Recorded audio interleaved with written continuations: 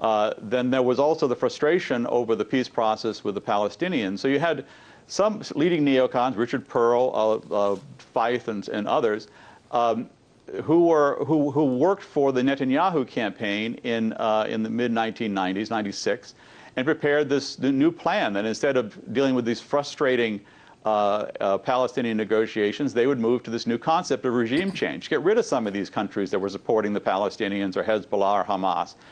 And that evolved into the Project for the New American Century in '98, where they called for an invasion of Iraq.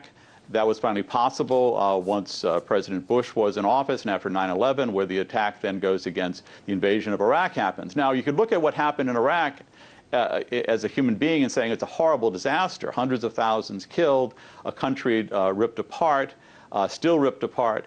But if you're looking at it from the point of view of eliminating a threat or weakening Iraq as a nation state, it certainly could be seen as somewhat of a success. So often under this concept of democracy promotion, which is how not only the neocons but these liberal interventionists always sell their proposals, what you end up with often are these failed states, but states that can no longer provide any kind of threat.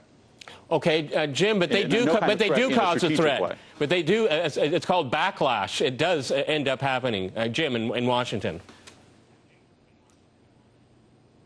Well, to answer your question briefly, obviously there have been immense failures. I mean, by invading and occupying Iraq, they fortified Iran, which they, or at least people they respect, like Netanyahu, who himself is a neoconservative, consider the far greater enemy, or the far more dangerous enemy. Same with Afghanistan. But I'd like to go back. I still want to question this notion that somehow Obama has been captured by neoconservatives in alliance with liberal interventionists. I think you saw in Syria when Obama at first indicated he was going to attack, but then changed his mind.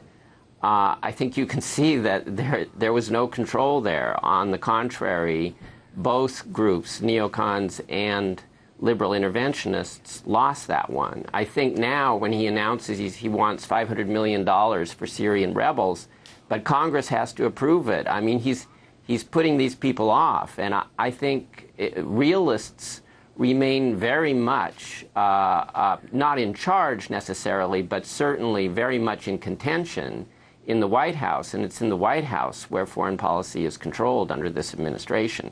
So I would not, again, what I said earlier, I don't think the neocons are having a real bubble at the moment. In fact, I think there's more skepticism directed toward them than ever before.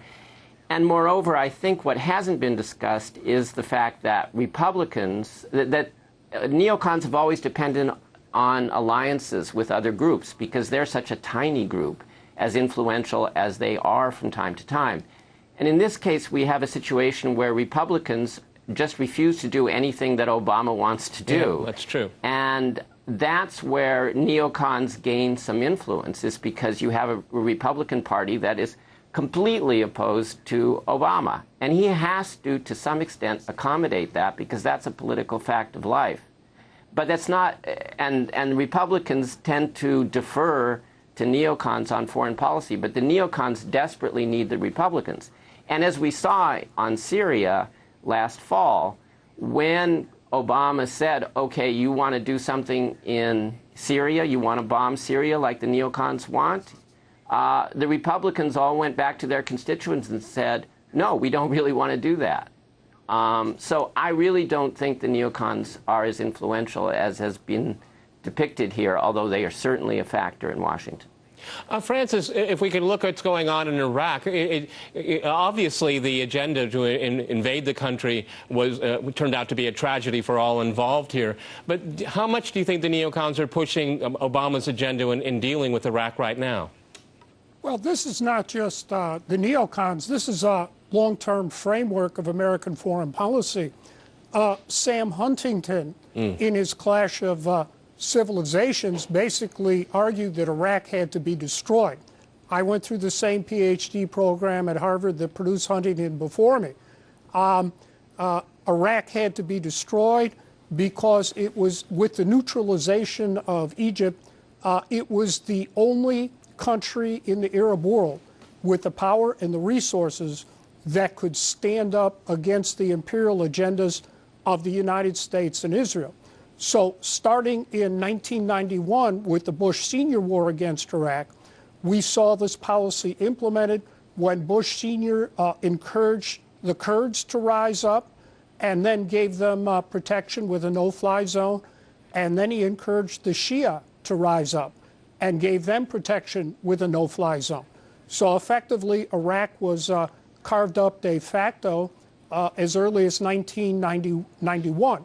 And we're now seeing the final disintegration of the state of Iraq.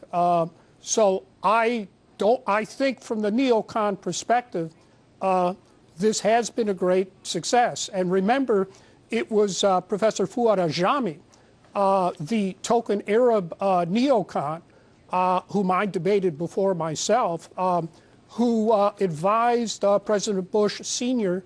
on the war against Iraq. And he also advised President Bush Jr. Okay. As for this democracy promotion by the neocons, look, I went through the same program there at the University of Chicago.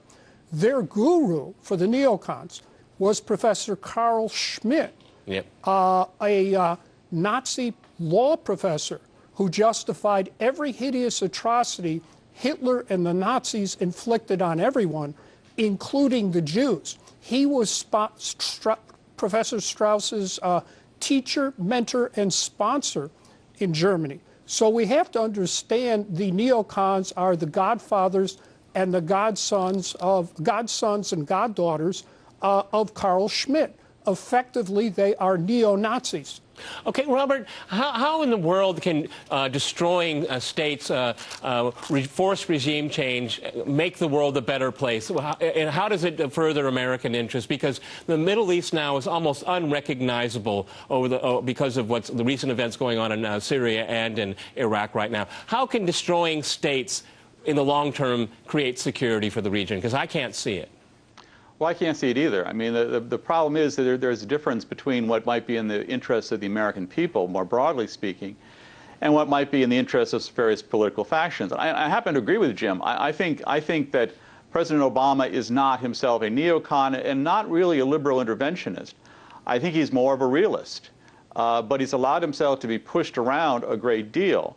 Now, it's true that he finally decided at the last minute to avoid the bombing attack on Syria, but he had allowed that to move quite a ways. You had the remarkable incident in last August of Secretary of State John Kerry, who was speaking really for the State Department, neoliberals or whatever you want to call them, almost doing a declaration of war against Syria before President Obama pulled that rug out from under him.